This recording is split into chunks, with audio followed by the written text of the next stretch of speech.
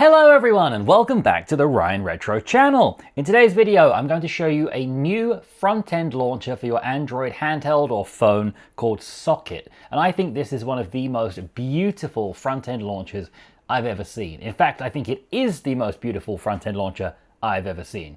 So here is the app, and as you can see it shows the real physical media. Here is my copy of FIFA 18 for the Nintendo Switch, and here it is beautifully displayed in Socket. You can customize how everything looks, and we're going to get into all that in the video. You can make it spin and look all around the cartridge. It's just absolutely glorious, as well as generally being a really nice launcher. Just as a quick sneak peek here, you can see some other cartridges like Game Boy Advance games, Game Boy Color games. We've got all the goodies here. So let's get into it and let's install this so you can use it for yourself. So first of all, you're going to want to head to the Socket Patreon. At the time of filming, this is currently a paid front end. You need to subscribe to this Patreon for $6 a month if you'd like to try it out. If you're not sure if you'd like to try it out yet, that's why this video is going to be really useful, because I'm going to show you all about it, and then by the end of this video you'll be able to decide for yourself if this is something you want to pay the $6 for or not. So to download this, come along to the Patreon page and find the newest release. At the time of recording it's 0.3.2. You'll find the APK download here. I've downloaded this to my Retroid Pocket 5 and I'm now going to open it and install it. So I'll tap on it here and I will tap install. It will only take a couple of seconds because it's a small application. Now we can open it up. We're going to need to allow it to access our files so that it can actually find our ROMs and launch them. Let's now go back into the main Socket application. And it's going to warn you, it's still in alpha. There are some bugs. This is not by any means a finished, polished product. It's really brand new. So we'll hit OK and now we'll start setting it up. It's going to ask you if you want to set this as your home screen. I'll talk more about this a little bit later in the video, but I would not suggest using this as your home screen yet. So let's hit cancel. It's now going to ask your controller layout. Is it a Nintendo layout with the A button on the right-hand side? Or is it an Xbox style controller with the A button at the bottom? Is it a PlayStation style controller? I did find this actually conflicts with the built-in control options here on Retroid and AYN, ANEO devices. I found that whatever I had set up in controller style on the actual handheld, I needed to set the opposite one inside Socket. So for example, I want the A button over here to be accept, and I want the B button to be back. So to set that in Retroid, we'll set the controller style to retro. That is the style with A to be accept on the right hand side. If you then set the same way inside Socket, Nintendo, A button to the right hand side, they kind of conflict with each other and flip things the opposite way. So with my Retroid set to A on the right hand side, I'm actually going to set this to Xbox A at the bottom, and then it will be set up correctly for me. And that's something I think needs to be worked on a little bit more with the developer of the app. But again, this is a brand new app, that's not a big deal. Things like this just need some time to be ironed out. So it will say no platforms are set up. Go to settings by pressing Y to add one. So I'm going to press the Y button on my Retroid Pocket 5. And then here are the settings. There's not many, it's really simple. There's only actually really 2 settings pages because the other ones are about joining the Discord to chat along, joining the Patreon to get support, reading about the app, and submitting feedback. So there's only actually really 2 things we need to play around with: the platforms and tweaks. So let's begin with platforms. Platforms are the systems you want to play. So things like Game Boy Advance, Nintendo Switch, Nintendo DS, these are your platforms. So let's begin by adding one. Let's start with Xbox 360, as I just made a video about that a few days ago. So we're going to hit Add Platform. At the top of the screen here, you're going to choose the platform. By default, it will be Dreamcast. Let's tap on that and let's change it to something else. We have Dreamcast, Xbox, Game Boy Color, GameCube, 3DS, N64, DS, NES, Game Boy Advance, Switch, Wii, Wii U, PlayStation, PSP, PS2, PS3, SNES, and Xbox 360. So I'm going to choose Xbox 360. We're then going to choose our emulator. For Xbox 360, there's only one real emulator at the moment, which is the one I featured in my previous video, Zendroid. Socket's going to automatically see your installed emulators and list them here. So if you had more Xbox 360 emulators installed on your device than I do, you would see them here and you'd be able to pick from them. So it automatically selects the only one I have, Zendroid. It also tells you your games should be in a .iso file, that's very handy. So now we're going to choose our ROM folder. Select ROM folder for Xbox 360 games. So let's hit this. Now you're going to find where your games are. Mine are in a folder called Xbox 360. I will hit use this folder. allow Socket to look at and use these files. It found 43 compatible games, and we have a few options here. Do you want this platform to be visible? Yes, I do. Maybe in the future you may want to go and hide some you're not playing at the moment. But for now, let's just keep everything visible. Do you want to hide duplicate games? So if you have, for example, a game that has disc 1 and disc 2 and disc 3, you can hide all those extra discs that aren't necessary. There's then a hidden game section. So if you go through and you hide some things, which I'm going to show you how to do later, here is where you can get them back again if you make a mistake or you want to get them back later. There's also launch arguments, but you don't need to change anything here. It's all going to be totally fine. In actual fact, I don't change anything in any of these settings. All I do is choose the platform, choose the emulator I want to use, point Socket to where the games are, and that's it. That's done. So now we're going to hit the Add button, and it's going to ask you if you want to scan for artwork. This is going to download and scrape the artwork for the games and make the cartridges or CDs look beautiful. This is very important. We're going to hit OK. Now it's going to scrape through games, and as it says, this can take a while, but in my experience, it's actually pretty quick. You can see it going in real time right now as I'm talking, and it's getting through the games just maybe a couple of seconds per game. It's quite quick. Now, if you have thousands of games, it's going to take a while, but just sit your handheld down, forget about it, go do something, come back, and it will be done. A couple of minutes later, and scraping is complete. Let's hit OK. And while we're here, let's just add one more platform. So again, I can show you the process and you can get used to how to do it for yourself. So let's hit Add Platform again. This time, let's add maybe Dreamcast. We can choose an emulator. On this Retroid Pocket 5, I have RetroArch installed with the Flycast core, and I also have Redream installed as well. On my Retroid Pocket Nova, I actually have 3 applications for Dreamcast, so they would all be listed here. So choose whatever you want to use. I will choose RetroArch in this case. Again, it will show us all the files we can use for Dreamcast games, which is really helpful because I get comments all the time asking me what file format games should be in. So all of these are available. 7Z, bin, CDI, CHAD, Q, ELF, GDI, list, M3U, zip. These are all fine. Even zip files work totally fine. So let's choose our ROM folder again. So let's hit Browse and navigate to where the Dreamcast games are saved. In this case, I have a folder appropriately named Dreamcast with just one singular game installed for brevity. Let's hit Use this folder, allow. One compatible game has been found. Again, we can choose whether the Dreamcast games are visible, whether we want to hide duplicate games like the bin and Q files that may not be necessary. Again, I'm just going to leave everything as default. I'm not going to change anything. I'm just going to hit Add, and then do you want to scan? Yes, I want to scan because I would like some lovely images, please. That's going to be done in just like 2 seconds because it's only one game. Let's hit OK. And now let's go back and let's look at what we've got. As you can see, it looks lovely already. Here is one of my Xbox 360 games, and as we scroll through to each new game, it will be loaded in with this beautiful dramatic spotlight animation saying there's a new game found. This is actually something I don't like about the app, because when you're scrolling through hundreds of games, it does this every single time. It hides the platforms at the top, it hides everything.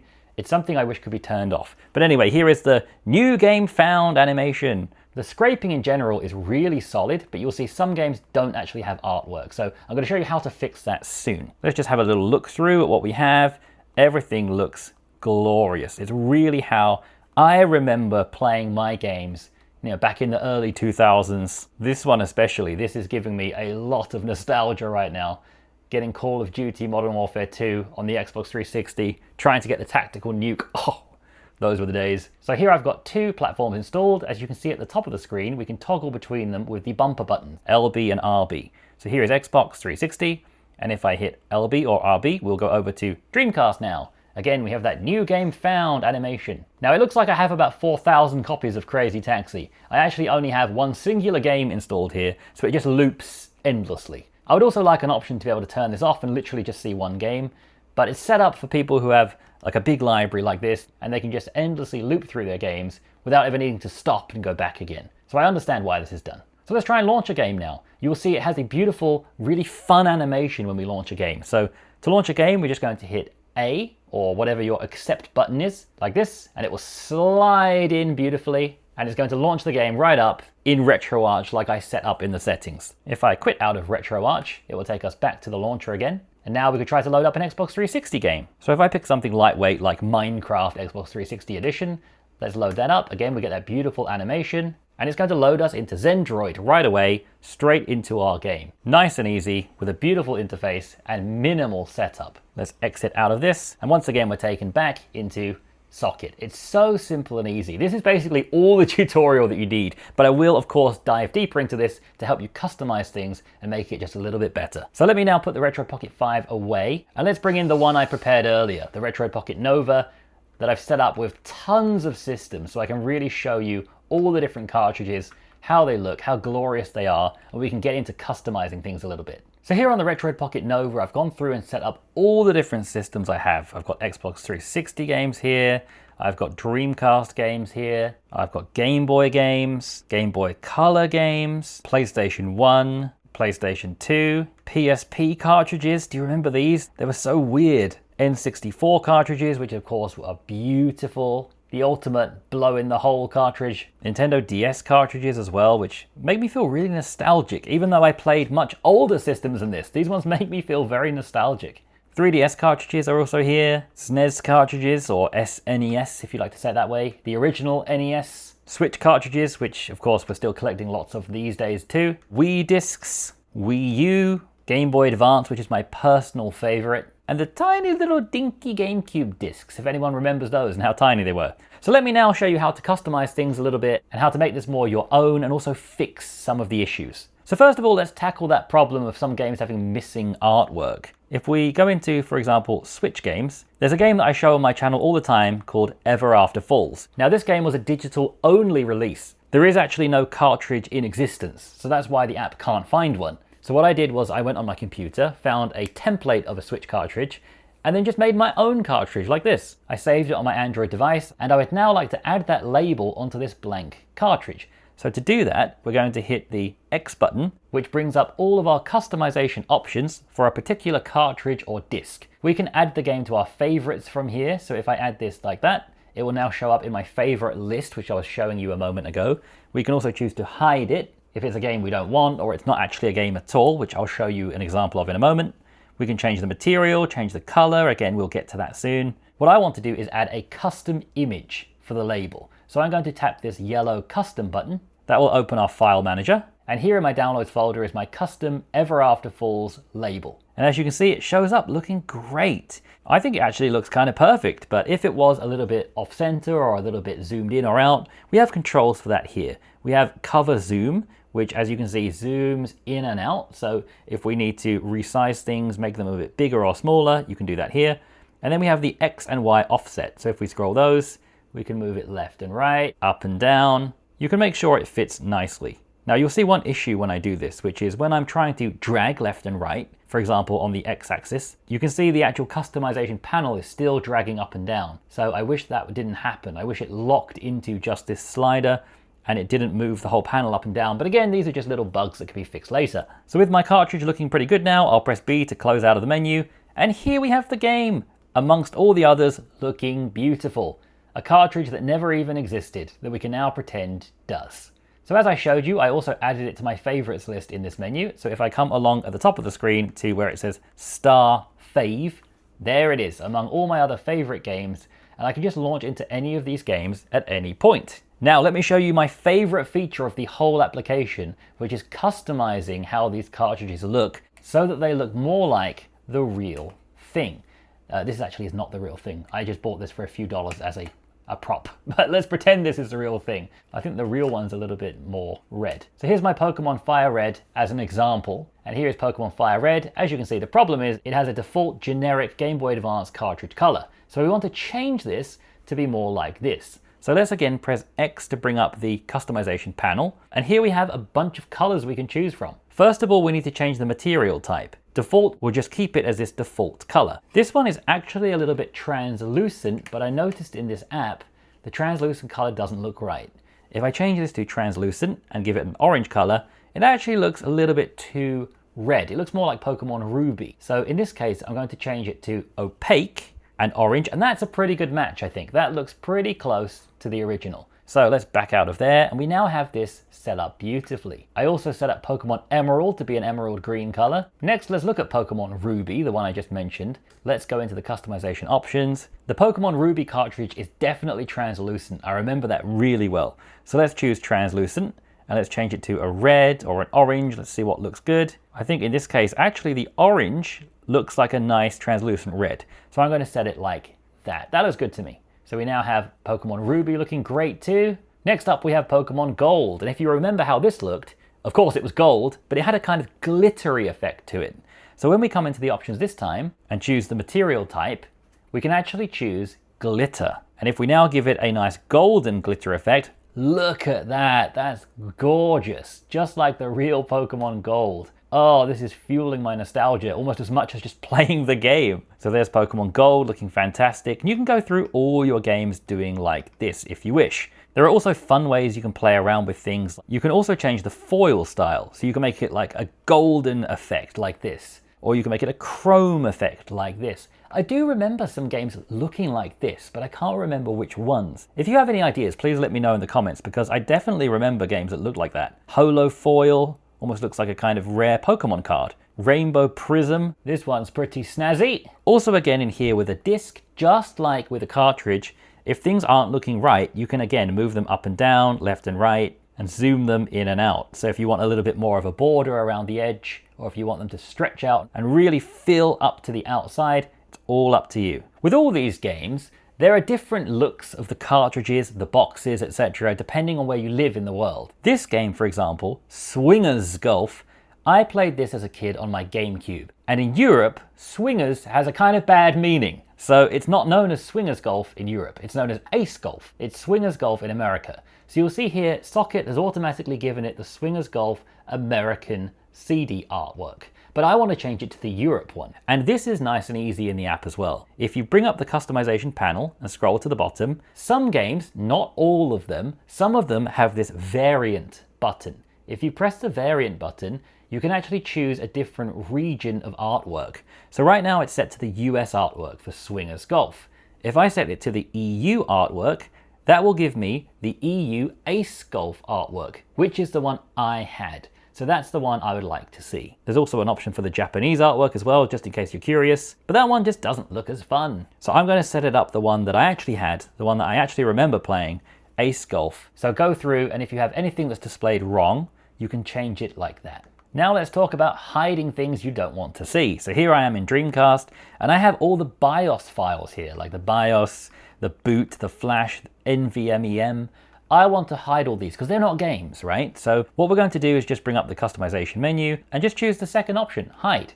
Just like that, it's going to disappear. So I'm going to do that for all of these things, which as you can see takes a matter of seconds. Now they're gone. If you made a mistake and I accidentally hid Crazy Taxi, oh no, Crazy Taxi's gone. All you need to do is just press the Y button, which brings up the main settings panel. Here you'll see again all of the platforms you've added. And if you just tap your finger on one, it will bring up the settings panel again, like we set up earlier, where you set up the emulator, your ROMs folder, etc. And if you now choose this Hidden Games button, you're going to see here all of the things that you've hidden from the Dreamcast menu. So where it says Crazy Taxi, I'm going to just hit the on button to change it to an off button, go back, save, go back, and now Crazy Taxi is right back where it belongs. Going back into that main setting menu, we've been through the platform setting. We have one more, which is tweaks. This is the overall customization. So I've showed you how to customize specific games one by one.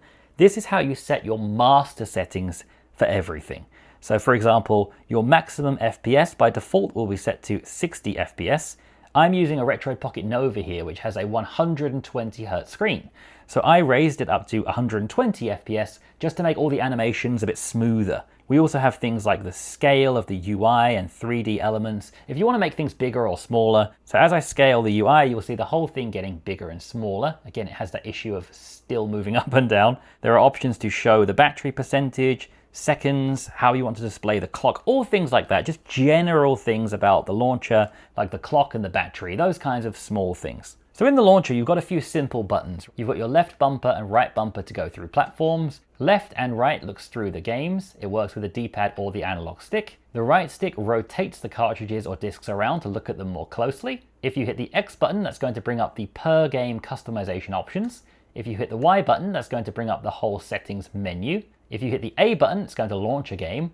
But the last one is the B button. If you hit the B button, this actually shows all of your installed Android applications. And it's a really simple way to just jump into an application. It works really, really nicely. Again, the touch input needs to be further improved here, because if you try to scroll up and down on the sides, that works fine.